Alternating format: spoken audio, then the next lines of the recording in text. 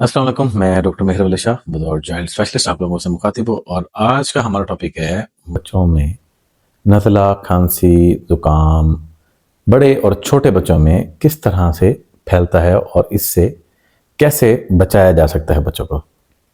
सबसे पहले तो इस वक्त सख्त सर्दी का मौसम चल रहा है और जैसे जैसे सर्दी बढ़ती जाएगी इन्फेक्शन के चांसेस बच्चों में होने के ज़्यादातर बढ़ते जाएंगे। और इसकी वजूहात क्या हो सकती हैं?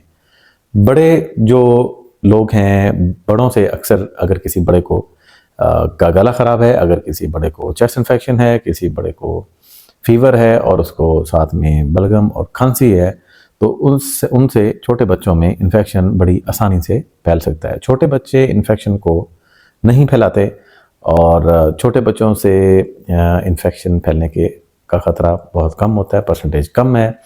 बड़ों को जब भी उनको इन्फेक्शन हो तो उनको चाहिए कि वो एहतियात करें और छोटे बच्चों को अपने आप से दूर रखें। अगर मदर को इन्फेक्शन है और दूध पीता बच्चा उसकी गोद में है तो माँ को चाहिए कि वो मास्क का इस्तेमाल करे, बच्चे को दूध पिलाते वक्त कवर करके रखे कि ये ना हो कि माँ को छींक आए या खांसी आए तो जर्म्स जो हैं वो छोटे नौज़ायदा बच्चे को की तरफ वो ट्रांसफ़र हो जाएं उसको और इन्फेक्शन हो जाए।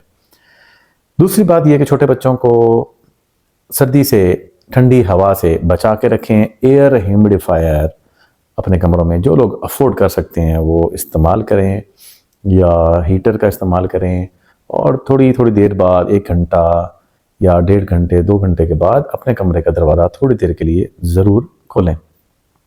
क्योंकि जब इन्वर्टर या हीटर कमरे में चल रहे होते हैं तो एयर की जो ह्यूमिडिटी है वो कम हो जाती है, एयर ड्राई हो जाती है और ड्राई एयर जो है वो छोटे बच्चों के लिए या बड़ों के लिए भी वो नुकसानदेह साबित होती है, जिससे इन्फेक्शन के चांसेस जो हैं वो ज़्यादा बढ़ जाते हैं।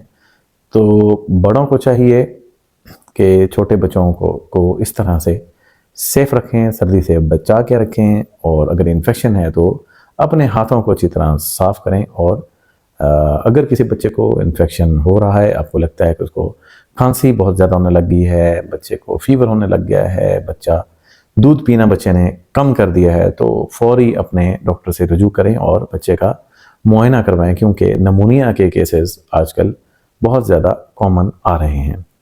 तो इन चीज़ों को अगर आप अपने जहन में रखेंगे और इन चीज़ों का ख्याल रखेंगे तो बच्चा इन्फेक्शन से बचा रहेगा।